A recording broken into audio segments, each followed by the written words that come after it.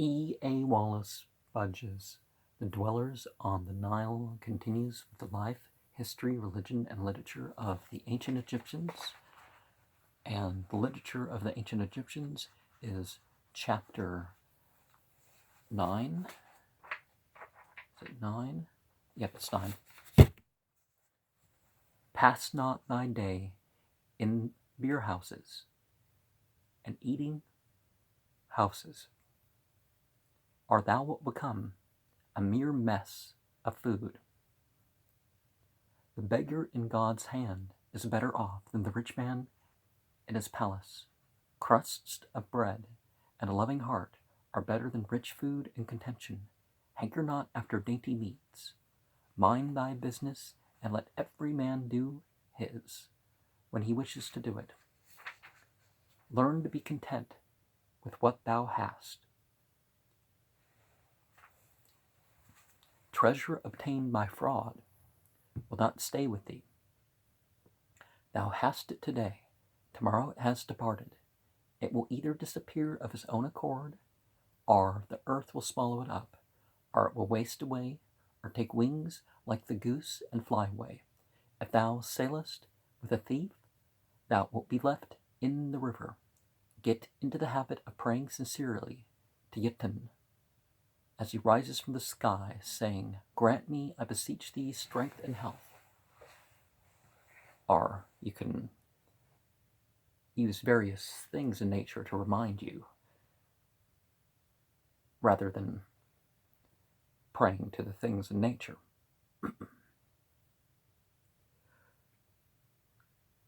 He will give thee all that is necessary, and thou shalt be saved from anxiety. Approve what is good, spit upon what is bad. Avoid lying or slander. Be kind to the poor. Get thee a seat in the sanctuary. Be strong to do the will of God. Hide the flight of the runaway slave. Disregard what thou hearest, whether good or bad. It is not thy business, heed it not. Speak only what is good. What is bad, hide in thy belly. Avoid the scandalmonger. His lips are date syrup. His tongue is a deadly dagger, and a blazing fire is within him.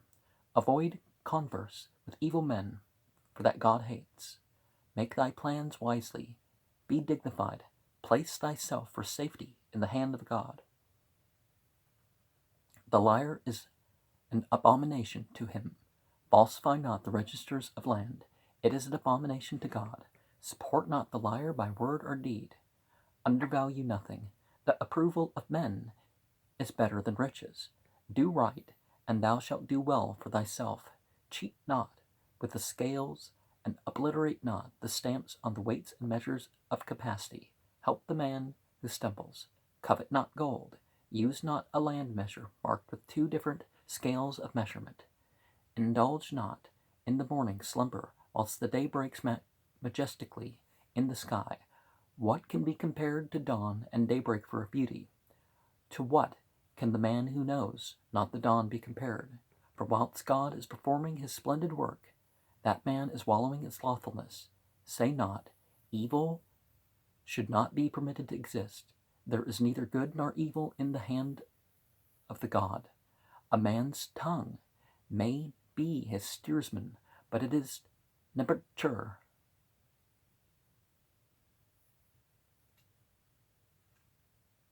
God of the universe? Is that how it's translated, or? Who is the captain? Cause not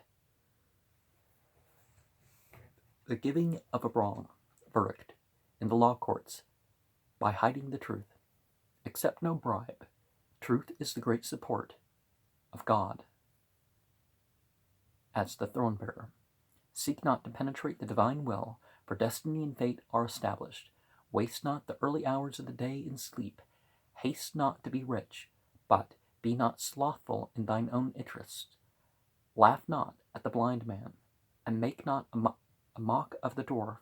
A man mixes the mud and straw for his house, but it is God who is the architect. Give no orders to thy superior. Be courteous to the man thou dislikest. Help the old man who is drunk, and treat him with respect before his family. Follow not the cult of the wine cup, for it will encourage thine enemies. The love of God is better than the reverence of the nobleman. If thou art asked to help the work of the ferry boat, take a paddle and do so. God will not be offended thereby. If thou hast a ferry boat on the river, take not the fares of the passengers, but let the ferryman keep them. These precepts will please thee and teach thee. They will make the fool wise, and the man who hears them read will assuredly steer his course by them. Steep thyself in them, and set them in thy heart. Learn them well, think about them, and understand them. By following them, the scribe, who will make himself a master of his craft, will become a nobleman. The Tale of Two Brothers. Maybe we're going to finish that in this program, maybe not. Yinpu. Well, Anpu, does he have the same name as Anubis? I'm not certain, but he could be Yinpu. A peasant. You know, a lot of cultures, people name themselves after divinities. It didn't mean that all of a sudden, oh, this guy's...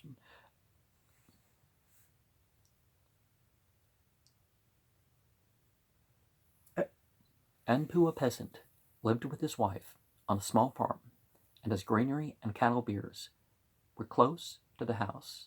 In his work he was assisted by Batau, his younger brother, who was to all intents and purposes his slave. Anpu's wife fell in love with her brother-in-law, and one day when he came back to the farm to fetch a further supply of seed corn for his brother, who was then plowing the fields, she stopped him at his work and told him of her admiration for him, told him of her admiration of him and her love for him. But Ta'u despised her compliments and refused to carry out the plans she had made, and taking up the measure of grain on the shoulders, fled from the farm, leaving her very angry.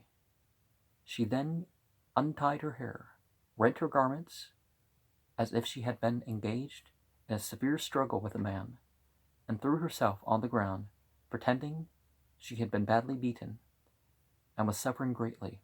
When her husband came back to the farm in the evening, he found the house in darkness, and on going inside he saw his wife lying on the floor, and having the appearance of having been seriously ill-treated. In answer to his questions, she told him that when Batau came to fetch the grain, he endeavored to force her, and that having beaten her, he took the grain and departed. He went on to say that she went on to say that she was afraid he would kill her when he returned in the evening, and found that she had told Anpu what he had done.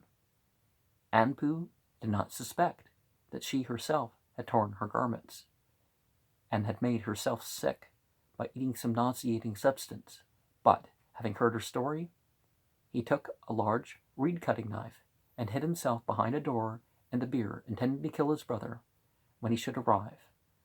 In due course, Batau drove his cattle to the farm, walking behind them and carrying a heavy load of vegetables on his back. When the cattle were entering the byre, the foremost ox looked back to Batau and told him that Anpu was standing behind the door with a knife in his hand, waiting to kill him, and the other oxen said the same. Batau looked under the door and saw his brother's feet, and believing the words of the oxen, he set down his load of vegetables and fled for his life from the farm. Anpu rushed out and followed him, but Shu, the sun entity, well, I thought Shu was the spirit, the spirit, seeing that he was gaining on Batau, caused a river full of crocodiles to come into being, and Anpu was on one side, and Batau on the other. The following morning, Batau told Anpu the facts of the case, and as a proof of his words, mutilated himself, and leaving the river, he departed to the valley of Acacia. Anpu, filled with sorrow for his brother, and anger with his wife, went home and cut up his wife and threw her to the jackals.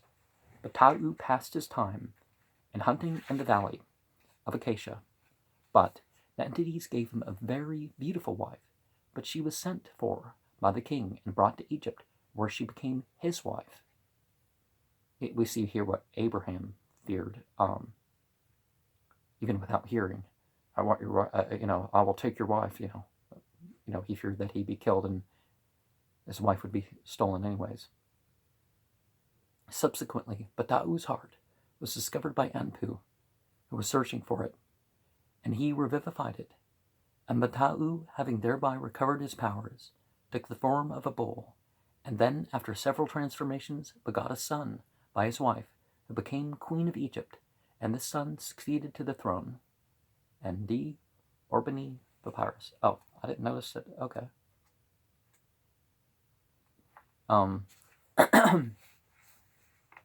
The thing here is that now,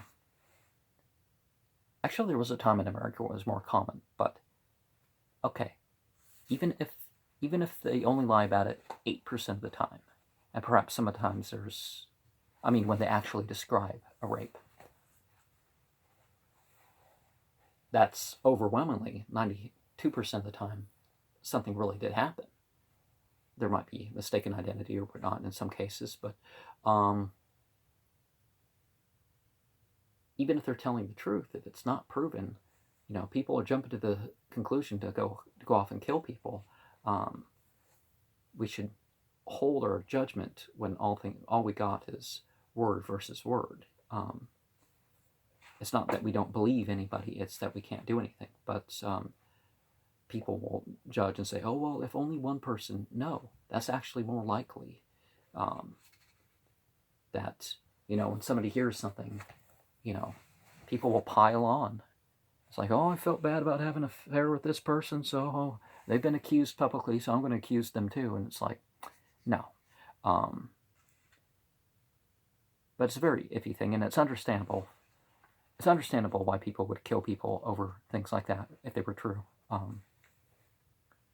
But you just got to be careful about killing people. And otherwise, putting people to harm's way and stuff like this as a result of accusations. A legend of Kensu, Neferhetep. Now behold, his majesty, Ramses, was according to his wont in Mesopotamia, and the chiefs of all the land there came to pay homage to him, and entreat his goodwill and favor. And the people of the countries brought to him offerings of gold, lapis lazuli, turquoise, and every kind of thing which the hand of God produces, on their backs, and every chief sought to outdo his neighbor. When the prince of Bekten brought his gift and tribute, he set his eldest daughter in front of it as proof of his reverence for his majesty, and to gain his favor. Now the maiden was beautiful, and his majesty thought her the most beautiful girl he had ever seen, and straightway he bestowed on her the title of king's woman, lady in chief, and called her Neferu-Ra. And when he came to Egypt, she became the king's woman, in very truth. When the king was in Thebes, the temple of the southern Apt, Luxor, on the 22nd day of the second month of Shemut, August or September.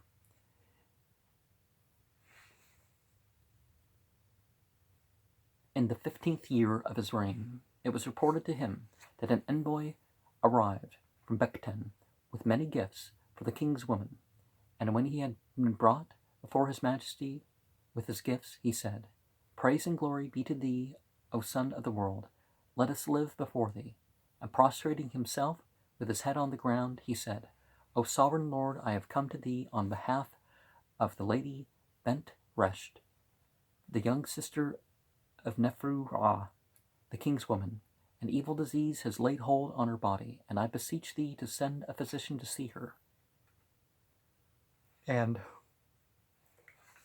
regardless what the customs of a people are, and whether or not they actually link it to worshiping the rulers or not, I would say to bow before no person, to prostrate for no person. His Majesty said, "Let the sages and their books be brought to me." And when they came, he said, "Select for me among your company a man who is wise of heart and cunning with his hands." They did so. And when the royal scribe, the Hotte Maheb, came, I think that's supposed to be Thoth, Tahuti, probably Gahuti Maheb came. His Majesty ordered him to set out with envoy and go to Bekten.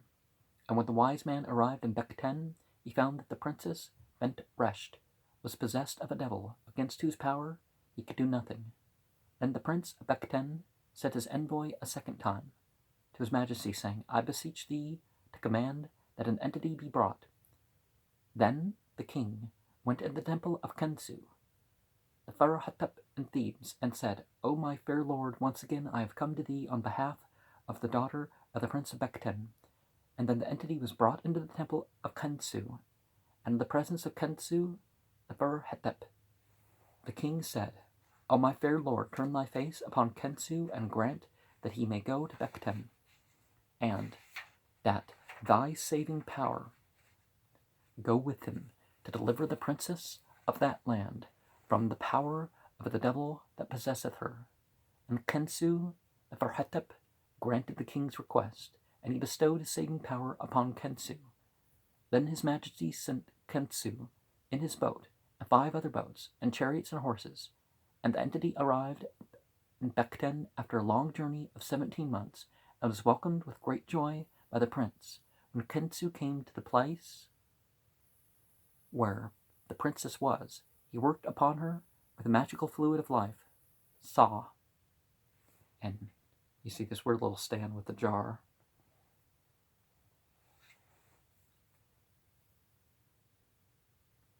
And she was healed straight away, and the devil who had possessed her cried out,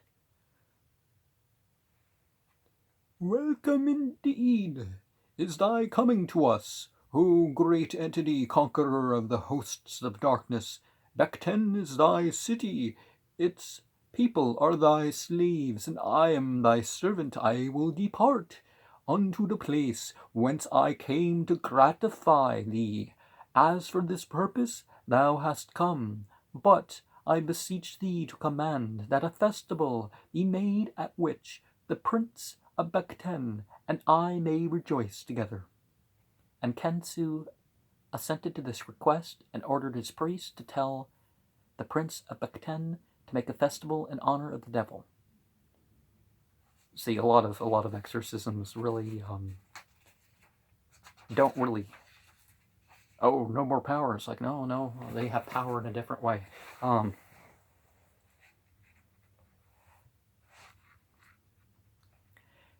the prince of Bekten made a feast in honor of Kensu and the devil, and they all passed a happy day together.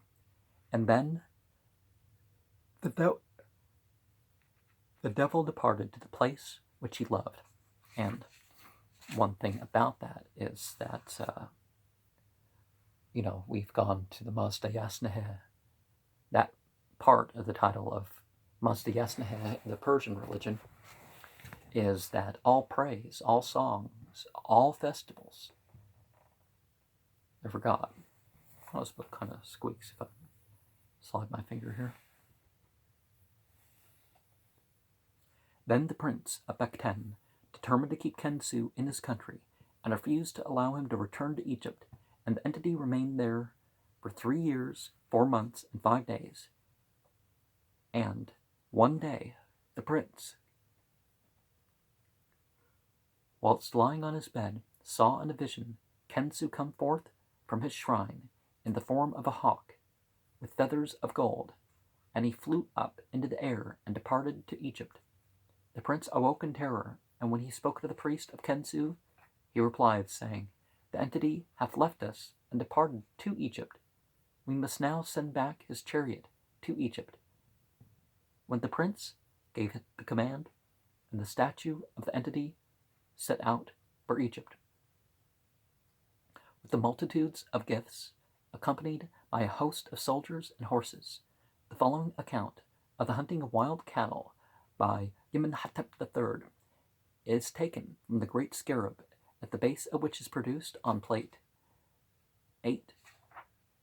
Okay, that's the next picture we're going to see. In the second year of the reign of His Majesty, the living Horus, the mighty bull, diademed with Ma'at, truth, the establisher of laws. I thought there was all as part of the thing. Horus is just, the S is the Greek thing. So, her.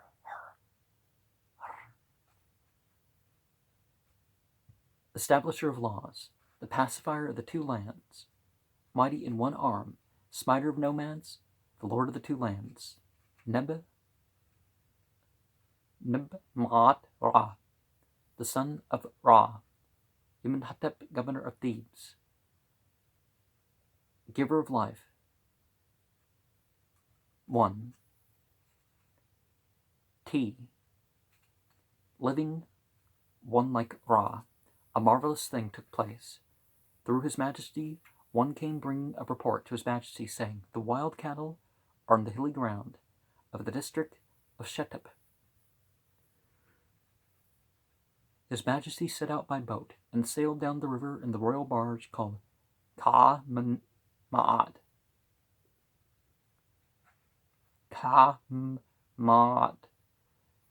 During the night, and having made a successful journey, he arrived safely in the district of Shetep.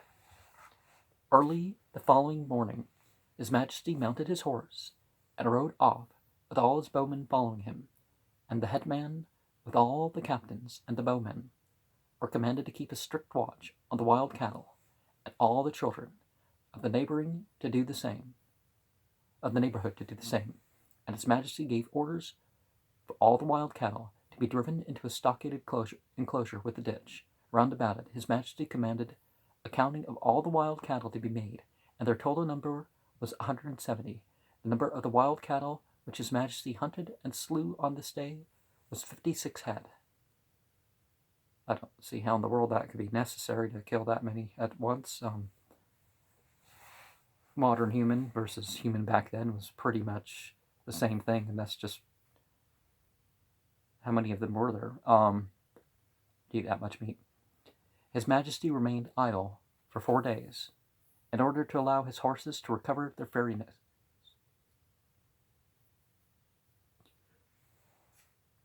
Then His Majesty mounted a horse, and the number of wild cattle which he hunted and slew was 40 head. The total number of the wild cattle slain by him was 96 head. And the following transcript of the text will help the reader to decipher the text on the palette. Yeah, let me see.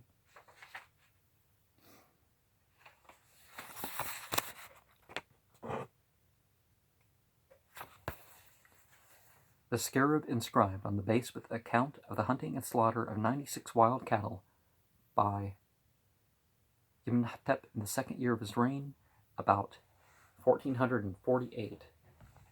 Oh, I gotta look over this because we have 56 and 96, so what's the actual case?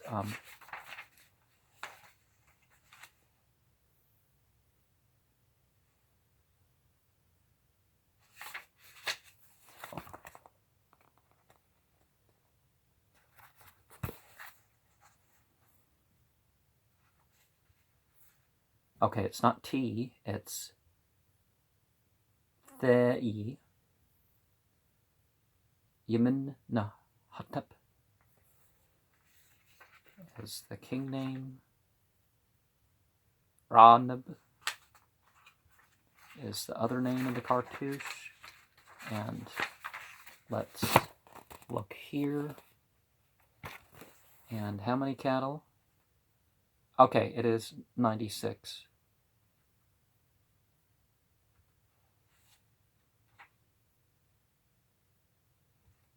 Oh, 56. Okay, what's 56?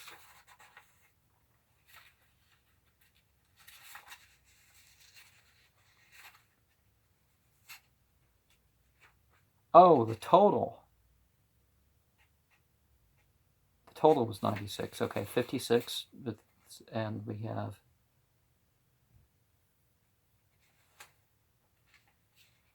170. Okay. I've remembered a little wrong, but we went back over things, so things were fixed, weren't they?